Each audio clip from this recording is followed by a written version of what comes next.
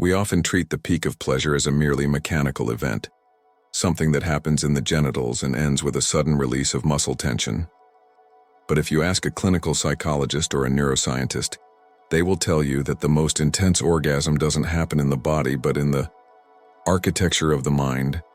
There is an abysmal, almost evolutionary difference between a functional orgasm, one that serves only for biological relief, and the profound experience of a climax that seems to stop time, merge identities, and reorganize the nervous system. Why do some people experience this frequently, as if they held the key to a portal, while others feel they are watching their own lives from the outside, unable to fully immerse themselves in the experience? The answer lies not in physical technique, but in capacity for psychological surrender. Psychology teaches us that the human brain has a constant and tireless guard, the lateral prefrontal cortex. This is the seat of our rationality, the part of you that plans tomorrow, judges your current behavior, and keeps your social and professional persona intact. For a high-intensity orgasm to occur, this guard must necessarily take a vacation.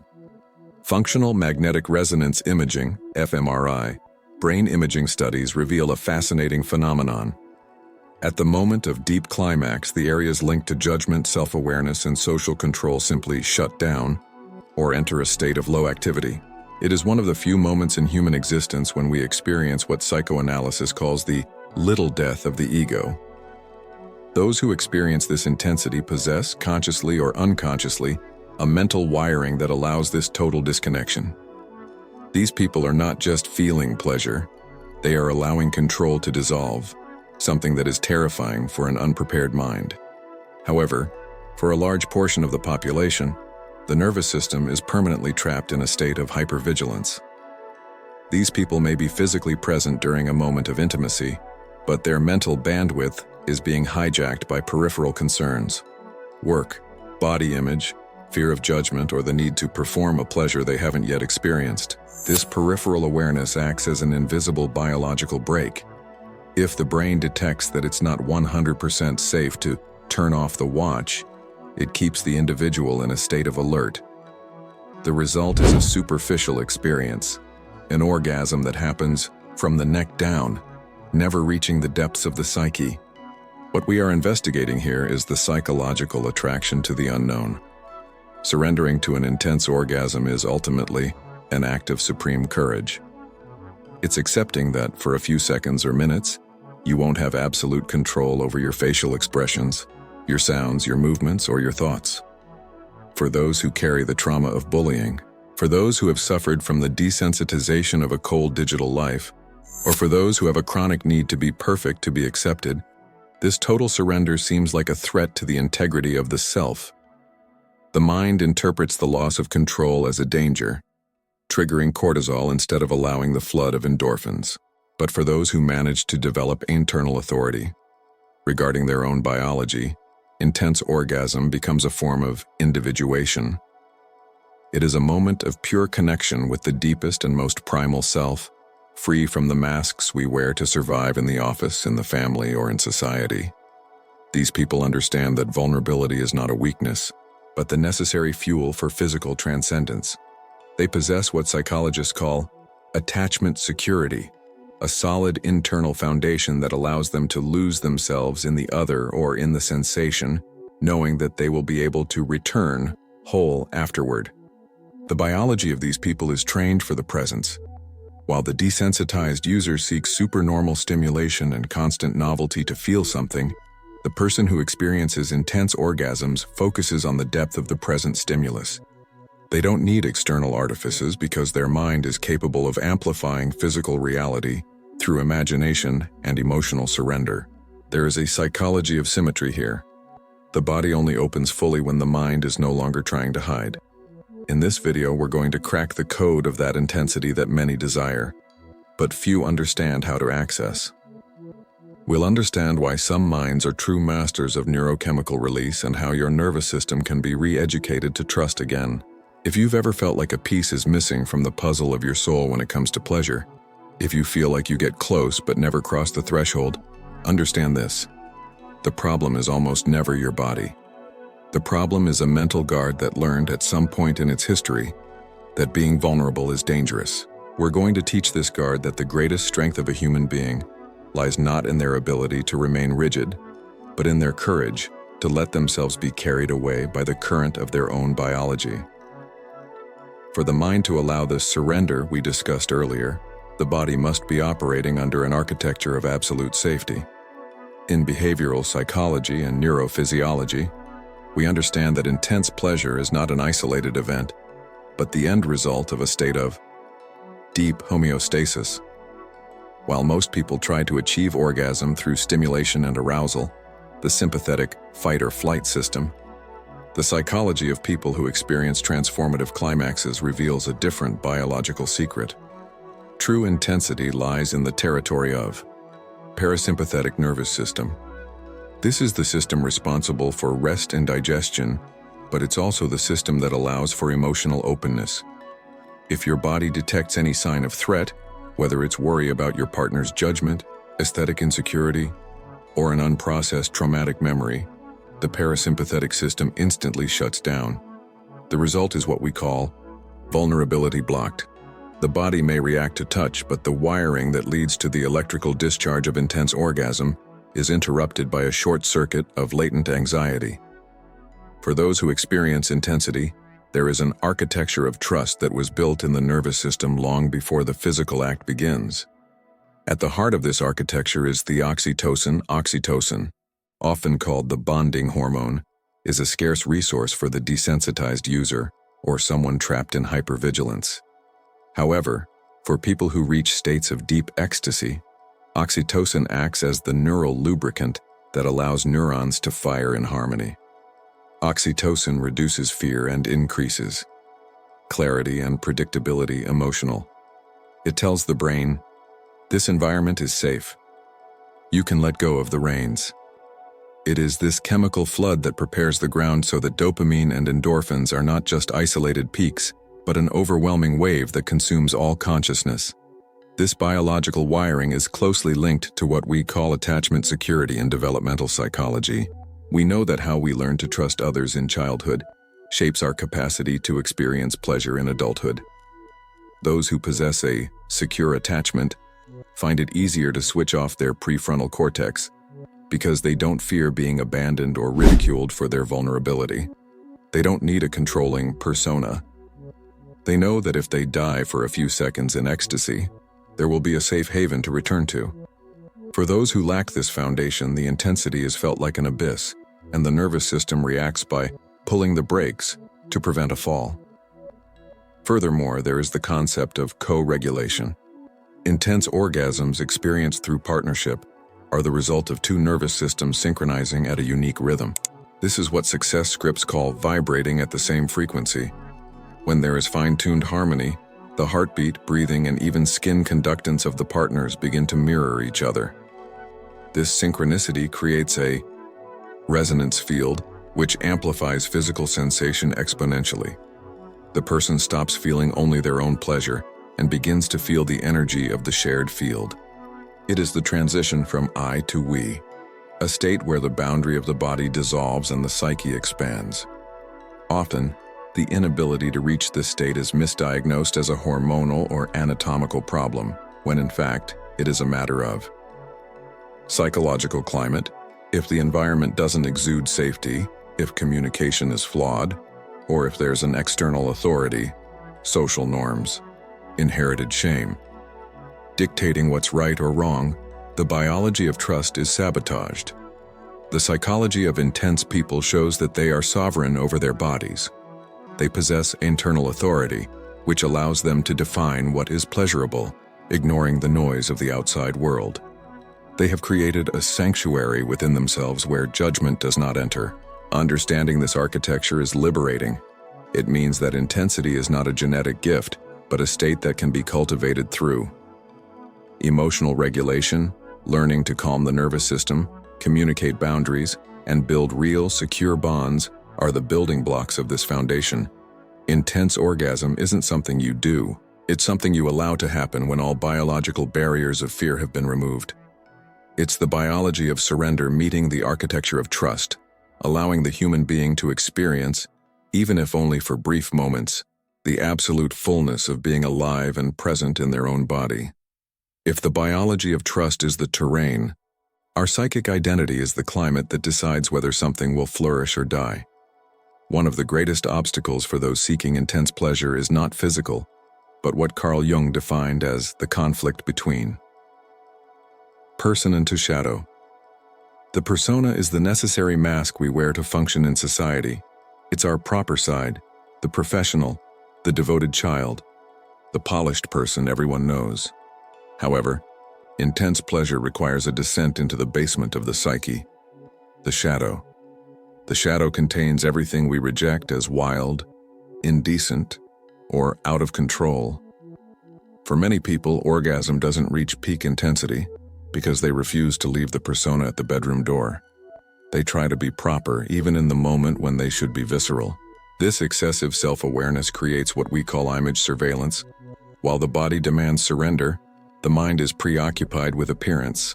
Am I making a strange sound? Does my face look ugly? What will the other person think if I lose control? This internal dialogue is the persona trying to maintain control over a territory it doesn't understand. As we saw earlier, intense orgasm requires the shutdown of the prefrontal cortex, the seat of the persona. When you refuse to let go of the mask, you keep the guard awake. The result is a psychic conflict that consumes all the energy that should be channeled into the orgasmic response, leaving the experience lukewarm and fragmented. The psychology of people who experience transformative climaxes shows that they possess a unique capacity to shadow integration. They are not afraid of their own animality or their less conventional desires. They understand that human integrity comes not from being just good, but from being whole. By accepting that they possess impulses, sounds, and expressions that do not belong to the social world, they remove the weight of guilt and shame. Shame is, biologically, a stop signal. It contracts muscles, shortens breathing, and blocks the release of oxytocin. Without integrating the shadow, a person lives in a state of self-abandonment where she finds herself at the exact moment when she should take refuge in herself. Furthermore, there is the issue of assigned identity. Many women, especially those with histories of bullying or aesthetic pressure, have developed a persona of invisibility to protect themselves. They've learned that taking up space or drawing attention is dangerous. When the moment of intimacy arrives, this protection through shrinking wiring automatically fires. The intensity of orgasm is, by definition, an explosion of presence. If your mind believes that being visible or vulnerable is a risk to your emotional survival, it will sabotage pleasure to keep you safe in the mediocrity of control. It's the trap of isolated autonomy. You prefer solitary control to the shared surrender that could expose you. The fear of losing control is, at its core, the fear of death of the ego for those with a rigid need for predictability and clarity. The intensity of a deep orgasm feels like an abyss. It's a moment where you are no longer the doctor, the mother, or the leader. You are simply a pulsating and vulnerable organism. People who reach the peak of pleasure have learned to trust their own internal authority. They don't need external validation to know that their pleasure is legitimate. They don't seek permission to feel. They simply feel. They have transformed what would be shadow into conscious vitality. To break through this barrier, what Jung would call a process of, is necessary. Individuation in the realm of pleasure. This means deconstructing social roles and inherited expectations to discover what is your internal rhythm, not the rhythm imposed by culture or partner. Intensity only appears when the mask falls. As long as there is an internal observer judging the scene, the actor will never be able to lose themselves in the role. Intense orgasm is the celebration of naked truth, where the persona dissolves and the shadow is illuminated by pleasure, transforming into light and pure connection. In this section, we understand that the greatest obstacle to ecstasy is not mechanical, but moral and identity-related. It's the fear of being too much in a world that has always asked us to be less. Achieving intensity requires sacrificing the perfect image in favor of real experience. Because the moment you stop looking at yourself from the outside, you finally gain permission to feel everything from the inside. For the brain to reach what we call a transcendental climax, it's not enough for the environment to be safe or for the persona to have fallen. The internal chemical machinery must be operating at its maximum capacity. In the psychology of extreme experience, we understand that intense orgasm functions as a kind of reset for the nervous system.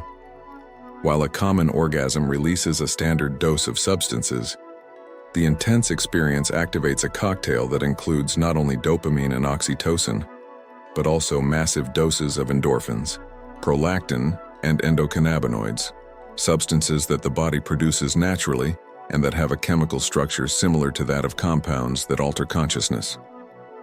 At the center of this chemical storm is the dopamine, the hormone of anticipation and promise.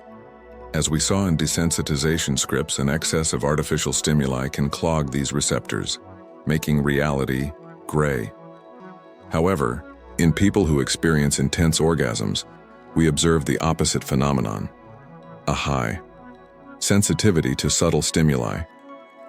These people possess dopamine receptors that are not numb.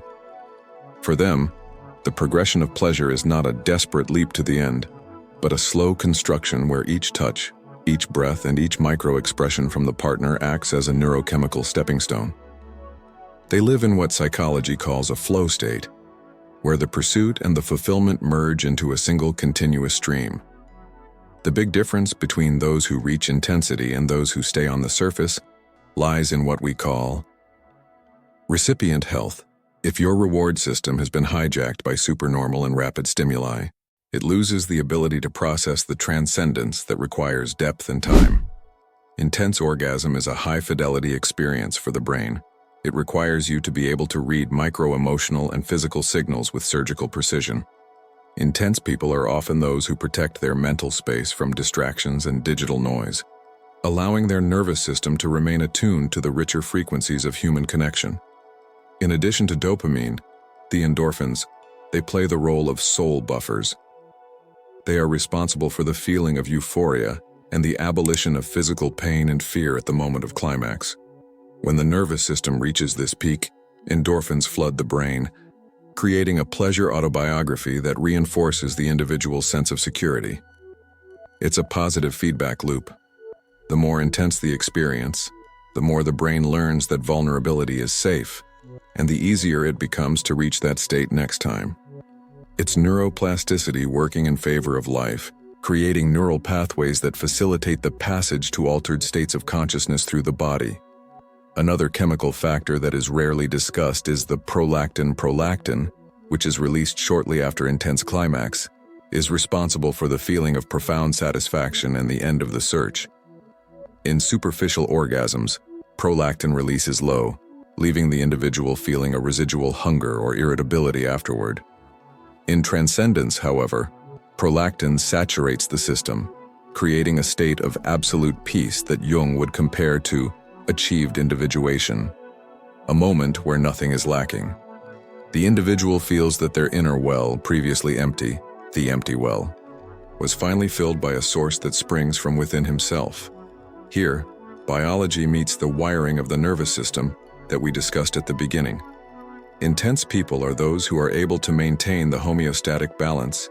Even under high emotional voltage, they are not frightened by the intensity of their own chemical discharge. While others may fear the strength of their emotions or sensations, what we call anxiety in the face of pleasure, the intense individual embraces this storm as a purification. Their brain understands that this excess is not danger, but life in its purest state.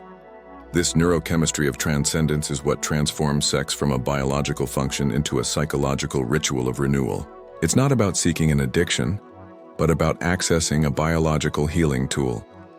By allowing these neurotransmitters to flood the system without the barriers of shame or self-consciousness, the person is literally washing their nervous system of accumulated stress and the rigid defenses they've built to survive in the world.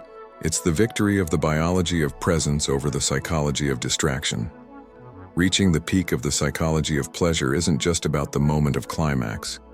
It's about what that state reveals about your mental health and your internal authority. The person who experiences intense orgasms has developed over time a mastery of the mind-body connection that most people neglect. They have understood that the body is not an object to be controlled or a machine to be operated, but an ecosystem of sensitivity that needs absolute presence to flourish. This mastery begins with the definitive discarding of assigned identity and social expectations, allowing the individual to finally become the architect of their own biology. The path to this integration requires what we call individuation. This is the Jungian process of becoming who you truly are, stripped of the masks of the persona. In practice, this means that the intense person has stopped asking permission to feel. They no longer seek clarity or predictability in the gaze of others, but rather in their own internal compass. They understand that profound pleasure is a form of internal authority, where external judgment loses the power to silence the impulses of the nervous system. When you reach this level of sovereignty, orgasm ceases to be a performance of external validation and becomes an act of radical authenticity. The neuroscience of this integration shows us that the practice of presence alters how the brain processes time. During this intense period, the future, with its anxieties and goals, and the past, with its traumas and guilt, cease to exist. Only the now remains, a state of emotional attention, where the individual is fully synchronized with their micro-expressive sensations. This ability to be in the body is the ultimate antidote to social anxiety and digital desensitization. Unlike the desensitized user who needs increasingly crude stimuli, the master of the body-mind discovers that the greatest intensity lives in the depth of what is subtle and real. This mastery also impacts how we build relationships. People who access intense climaxes tend to value co-regulation and intimacy that respects boundaries. They don't seek a partner to complete what's missing, but to share the abundance of what they've already discovered within themselves. The relationship ceases to be a battlefield of insecurities and becomes a space of attachment security, where vulnerability is seen as the greatest strength. They understand that the connection doesn't need to be high to be real, it needs to be deep. Furthermore, the integration of intense pleasure brings a psychological softening for the rest of their lives. Those who experience transcendence through the body tend to become less reactive, calmer, and more flexible in the face of daily challenges. It's not that life has become easier, but the person has stopped lying to themselves and accepted their totality, including their shadows and their most visceral desires. Intense orgasm thus functions as a tool of emotional cleansing, clearing the channels through which vitality and creativity flow. Completing this roadmap means understanding that your pleasure is yours. Unconscious autobiography, written in the flesh. Every block, every moment of hesitation, and every burst of ecstasy tells the story of how you deal with trust, surrender, and your own freedom. If you feel disconnected, know that the wiring for intensity is still there, waiting for the guard of self-awareness to receive permission to relax. Mind-body mastery is not a final destination, but an ongoing dialogue between your consciousness and the deeper layers of your psyche. Therefore, when looking at your own history, don't just ask why you don't feel what you'd like to. Ask what your lack of sensitivity is trying to protect. Anxiety and blockage are often guardians of a vulnerability that was once wounded. Healing this relationship is the ultimate act of individuation. When the body and mind finally speak the same language, pleasure ceases to be something you pursue and becomes something you inhabit. You don't just choose a climax, you choose your own completeness. And in this state of wholeness, orgasm is simply the sound the soul makes when it finally feels at home, safe and free to occupy all the space that belongs to it.